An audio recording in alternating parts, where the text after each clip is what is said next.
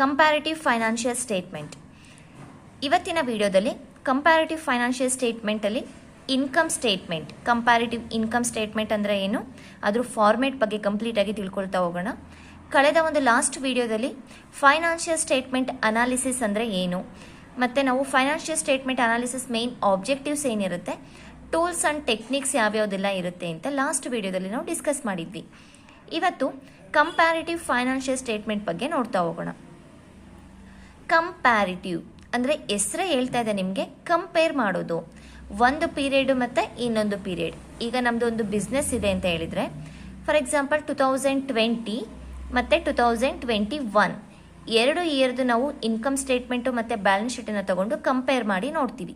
ಯಾವ ಇಯರಲ್ಲಿ ಪ್ರಾಫಿಟ್ ಎಷ್ಟಿತ್ತು, ಲಾಸ್ ಎಷ್ಟಿತ್ತು, ಎಷ್ಟು ಚೇಂಜ್ ಆಗಿದೆ, ಮತ್ತು ಅಸೆಟ್ಸ್ ಎಷ್ಟು ಪರ್ಸೆಂಟ್ ಚೇಂಜ್ ಆಗಿದೆ, ಎಷ್ಟಿದೆ, ಇನ್ಕ್ರೀಸ್ ಆಗಿದೆಯೋ ಡಿಕ್ರೀಸ್ ಆಗಿದೆಯೋ, ಇದೆಲ್ಲದನ್ನು ಕೂಡ ನಮಗೆ ಕಂಪ್ಯಾರಿಟಿವ್ ಮಾಡೋದ್ರಿಂದ ನಮಗೆ ಗೊತ್ತಾಗ್ತಾ ಹೋಗುತ್ತೆ. ಸೊ ಕಂಪ್ಯಾರಿಟಿವ್ ಸ್ಟೇಟ್ಮೆಂಟಲ್ಲಿ ನಾವು 2 ಟೈಪ್ಸ್ ಬರುತ್ತೆ, comparative income statement and comparative balance sheet. Comparative income statement, income ಸ್ಟೇಟ್ಮೆಂಟಲ್ಲಿ ನಮಗೆ ಏನು ಗೊತ್ತಾಗುತ್ತೆ, ಪ್ರಾಫಿಟ್ ಆಗಿದೆಯೋ ಇಲ್ಲ ಲಾಸ್ ಆಗಿದೆಯೋ ಗೊತ್ತಾಗುತ್ತೆ. ಅಂದರೆ ನಮಗೆ ಏನೊಂದು ಇನ್ಕಮ್ ಇರುತ್ತೆ, ಆ ಇನ್ಕಮಿಂದ ಎಲ್ಲ ಎಕ್ಸ್ಪೆನ್ಸಸ್ನ ಲೆಸ್ ಮಾಡ್ತೀವಿ, ಟ್ಯಾಕ್ಸನ್ನು ಲೆಸ್ ಮಾಡ್ತೀವಿ. ಅದಾದ ನಂತರ ನಮಗೆ ಏನು ಗೊತ್ತಾಗುತ್ತೆ, ಪ್ರಾಫಿಟ್ ಆಗಿದೆಯೋ ಲಾಸ್ ಆಗಿದೆಯೋ ಗೊತ್ತಾಗುತ್ತೆ. ಪಾಸಿಟಿವ್ ಬಂದಿದ್ರೆ ಒಂದು ನಿಮಗೆ ಅಮೌಂಟು ಪ್ರಾಫಿಟ್ ಆಗಿರುತ್ತೆ, ಇಲ್ಲ ನೆಗೆಟಿವ್ ಬ್ಯಾಲೆನ್ಸ್ ಇದ್ದರೆ ಲಾಸ್ ಆಗಿರುತ್ತೆ. ಇದು ನೀವೆಲ್ಲ ಕೂಡ ಫೈನಾನ್ಷಿಯಲ್ ಸ್ಟೇಟ್ಮೆಂಟನ್ನು ಪ್ರಿಪೇರ್ ಮಾಡುವಾಗ ನೋಡಿರ್ತೀರ. ಸೊ ಸೇಮ್ ಅದೇ ರೀತಿ, ಆದರೆ ನಾವಿಲ್ಲಿ ಏನು ಮಾಡ್ತೀವಿ, ಕಂಪೇರ್ ಮಾಡ್ತಾ ಹೋಗ್ತೀವಿ. 2 ಇಯರ್ಸನ್ನು ತಗೊಳ್ತೀವಿ, ಪ್ರೀವಿಯಸ್ ಇಯರ್ ಮತ್ತು ಪ್ರೆಸೆಂಟ್ ಇಯರ್ ಎರಡನ್ನೂ ತಗೊಂಡು ನಾವು ಕಂಪೇರ್ ಮಾಡ್ತೀವಿ. ಸೊ ಕಂಪ್ಯಾರಿಟಿವ್ ಇನ್ಕಮ್ ಸ್ಟೇಟ್ಮೆಂಟ್ ಅಂದರೆ ಏನು? The income statement disclose the net profit or net loss on account of operation. Income statement ಏನು ಮಾಡುತ್ತೆ, ನೆಟ್ ಪ್ರಾಫಿಟ್ ಅಥವಾ ನೆಟ್ ಲಾಸ್, ನಮಗೆ ಪ್ರಾಫಿಟ್ ಆಗಿದೆಯೋ ಲಾಸ್ ಆಗಿದೆಯೋ ಅಂತ ಹೇಳ್ಬಿಟ್ಟು ಡಿಸ್ಕ್ಲೋಸ್ ಮಾಡ್ತಾ ಹೋಗುತ್ತೆ. A comparative income statement will show the absolute figure for 2 or more periods. The absolute changes from the one period to another period. Income statement ನಮಗೆ net profit ಅಥವಾ net ಲಾಸನ್ನು ತೋರಿಸುತ್ತೆ. Comparison ಅಥವಾ comparative income statement ಏನು ಮಾಡುತ್ತೆ, ಏನು changes ಆಗಿದೆ 1 year to another year. So 2 ವರ್ಷಗಳಲ್ಲಿ ನಾವು ಕಂಪೇರ್ ಮಾಡಿದಾಗ ಏನು ಚೇಂಜಸ್ ಇದೆ, ಎಷ್ಟು ಪರ್ಸೆಂಟೇಜಲ್ಲಿ ಚೇಂಜಸ್ ಆಗಿದೆ, ಪರ್ಸೆಂಟೇಜಲ್ಲೂ ಕೂಡ ನಮಗೆ ಗೊತ್ತಾಗ್ತಾ ಹೋಗುತ್ತೆ.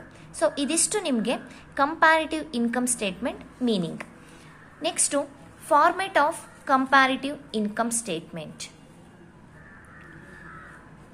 ನಿಮಗೆ PUCಯಲ್ಲಿ ಆಗಿರ್ಬೋದು, BCom ಆಗಿರ್ಬೋದು, ನಿಮಗೆ ಈ ಒಂದು ಟಾಪಿಕ್ ಇದೆ. ಆದರೆ PUCಯಲ್ಲಿ ಸ್ವಲ್ಪ ಡಿಫ್ರೆಂಟ್ ಆಗಿರುತ್ತೆ ಪ್ರಾಬ್ಲಮ್. ಓಕೆ, ಅಂದರೆ ನಾವು ಫಾರ್ಮೇಟ್ ಏನು ಮಾಡ್ತೀವಿ, ರೆವಿನ್ಯೂ, ಅದಾದಮೇಲೆ ಎಕ್ಸ್ಪೆನ್ಸಸ್, ಟ್ಯಾಕ್ಸನ್ನು ಲೆಸ್ ಮಾಡ್ತೀವಿ, ಈ ರೀತಿ ಒಂದು ಫಾರ್ಮೇಟನ್ನು ನೋಡಿರ್ತೀವಿ. ಬಟ್ ಸೇಮ್ ಅದೇ ಕಾನ್ಸೆಪ್ಟ್ ಇದರಲ್ಲೂ ಕೂಡ, ಆದರೆ ಇಲ್ಲಿ ಸ್ವಲ್ಪ net sales, cost of goods sold ಬರುತ್ತೆ. ಇದು BComಗೆ ರಿಲೇಟೆಡ್ ಆಗಿದೆ. ಸೊ PUCಗೆ ರಿಲೇಟೆಡ್ ಆಗಿರೋ ಪ್ರಾಬ್ಲಮ್ಸ್ನ ನಾವು ನೆಕ್ಸ್ಟ್ ವಿಡಿಯೋದಲ್ಲಿ ಸಾಲ್ವ್ ಮಾಡ್ತಾ ಹೋಗೋಣ. Format of comparative income statement. Format ಏನು, ಸೇಮ್ 5 ಕಾಲಮ್ಸ್ ಬರುತ್ತೆ. ಪರ್ಟಿಕ್ಯುಲರ್ಸ್ ಅಂದರೆ ಏನಾಗಿದೆ ಅಂತ ನಾವಿಲ್ಲಿ ಇನ್ಕಮ್ ಆಗಿರ್ಬೋದು, ಎಕ್ಸ್ಪೆನ್ಸಸ್ ಆಗಿರ್ಬೋದು, ಏನೇನೆಲ್ಲ ಇದೆ ಅಂತ ಎಂಟ್ರಿ ಮಾಡ್ತಾ ಹೋಗ್ತೀವಿ.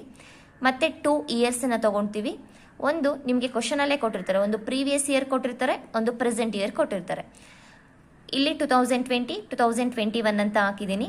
ಇಲ್ಲಿ ನಿಮಗೆ ಕ್ವಶನ್ ಪೇಪರಲ್ಲಿ ಯಾವ ಇಯರ್ಸ್ ಇರುತ್ತೆ ಅದನ್ನು ಹಾಕ್ಕೋಬೇಕಾಗತ್ತೆ. ಮತ್ತು absolute increase or decrease in rupees, ಏನೊಂದು ಅಮೌಂಟು 2020 ಮತ್ತು 2021ಕ್ಕೆ ಕಂಪೇರ್ ಮಾಡಿದಾಗ ಯಾವ ರೀತಿ ಅಮೌಂಟ್ ಚೇಂಜ್ ಆಗಿದೆ, ಇನ್ಕ್ರೀಸ್ ಆಗಿದೆಯೋ ಡಿಕ್ರೀಸ್ ಆಗಿದೆಯೋ. ಫಾರ್ ಎಕ್ಸಾಂಪಲ್ 2020ರಲ್ಲಿ ನಿಮಗೆ 10,000 ಇತ್ತು ಸೇಲ್ಸ್ ಅಂತ ಅಂದ್ಕೊಳ್ಳಿ. 2021ರಲ್ಲಿ ನಿಮಗೆ 12,000 ಆಗಿದೆ. ಅಂದರೆ 10,000 ಇದ್ದಿದ್ದು 12,000 ಆಗಿದೆ ಅಂತ ಹೇಳಿದರೆ ಇನ್ಕ್ರೀಸ್ ಆಗಿದೆ ಅಂತ ಅಲ್ವಾ. ಸೊ ಎಷ್ಟು ಇನ್ಕ್ರೀಸ್ ಆಯಿತು, 12,000ಅಲ್ಲಿ 10,000ನ ಲೆಸ್ ಮಾಡಿದಾಗ 2,000 ರುಪೀಸ್ ನಮಗೆ ಇನ್ಕ್ರೀಸ್ ಆಯಿತು.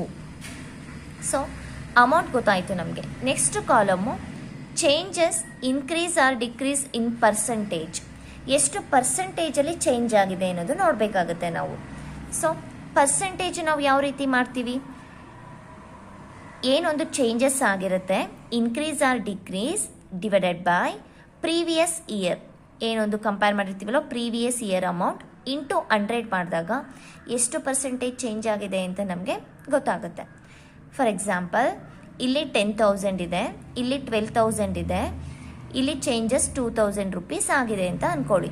ನಮಗೆ ಪರ್ಸೆಂಟೇಜ್ ಬೇಕು ಅಂದರೆ 2,000 ಡಿವೈಡೆಡ್ ಬೈ 10,000 ಇಂಟು 100 ಮಾಡಿದಾಗ ನಮಗೆ ಇಲ್ಲಿ 20% ಬರುತ್ತೆ.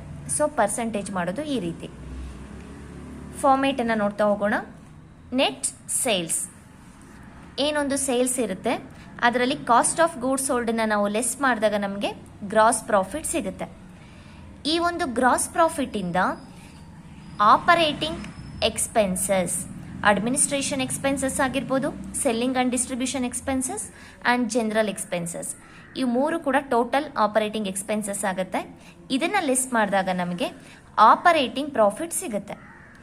ಈ ಆಪರೇಟಿಂಗ್ ಪ್ರಾಫಿಟಲ್ಲಿ ನಾನ್ ಆಪರೇಟಿಂಗ್ ಇನ್ಕಮ್ನ ಆ್ಯಡ್ ಮಾಡಬೇಕು, ನಾನ್ ಆಪರೇಟಿಂಗ್ ಎಕ್ಸ್ಪೆನ್ಸಸ್ನ ಲೆಸ್ ಮಾಡಬೇಕು.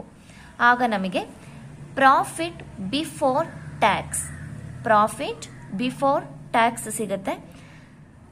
ಪ್ರಾಫಿಟ್ ಬಿಫೋರ್ ಟ್ಯಾಕ್ಸಲ್ಲಿ ನಾವು ಟ್ಯಾಕ್ಸ್ ಎಷ್ಟು ಪರ್ಸೆಂಟೇಜ್ ಕೊಟ್ಟಿರ್ತಾರೆ, ಫಾರ್ ಎಕ್ಸಾಂಪಲ್ ಕಾಮನ್ ಆಗಿ 30% ಕೊಡ್ತಾರೆ, ಇಲ್ಲ ಅವರೇ ಒಂದು ಅಮೌಂಟನ್ನು ಕೊಡ್ತಾರೆ ಇಷ್ಟು ಟ್ಯಾಕ್ಸ್ ಅಂತ ಹೇಳ್ಬಿಟ್ಟು. ನಾವು ಟ್ಯಾಕ್ಸನ್ನು ಲೆಸ್ ಮಾಡಿದಾಗ ನಮಗೆ ಪ್ರಾಫಿಟ್ ಆಫ್ಟರ್ ಟ್ಯಾಕ್ಸ್ ಅಥವಾ ಒಂದು ನೆಟ್ ಪ್ರಾಫಿಟ್ ಸಿಗುತ್ತೆ. ಇದಿಷ್ಟು ನಿಮಗೆ comparative income ಸ್ಟೇಟ್ಮೆಂಟ್ನ format.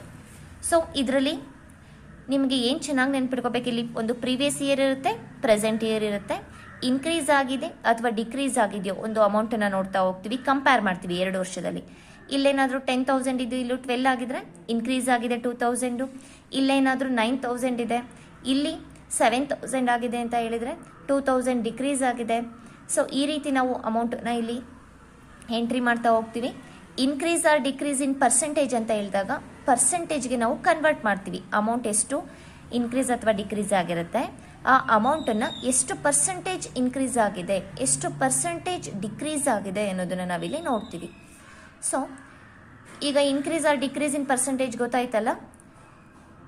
Increase or decrease amount divided by previous year into 100 ಮಾಡಿದಾಗ ನಮಗೆ increase or decrease in percentage ಸಿಗುತ್ತೆ.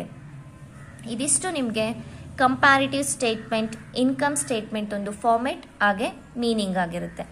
ಮುಂದಿನ ಒಂದು ನೆಕ್ಸ್ಟ್ ಕ್ಲಾಸಲ್ಲಿ ನಾವು ಕಂಪ್ಯಾರಿಟಿವ್ ಇನ್ಕಮ್ ಸ್ಟೇಟ್ಮೆಂಟ್ PUC ಮತ್ತು BCom ಮೇಲೆ ಎರಡರ ಮೇಲೂ ಕೂಡ ನಾವು ಪ್ರಾಬ್ಲಮ್ಸ್ನ ನೋಡ್ತಾ ಹೋಗೋಣ.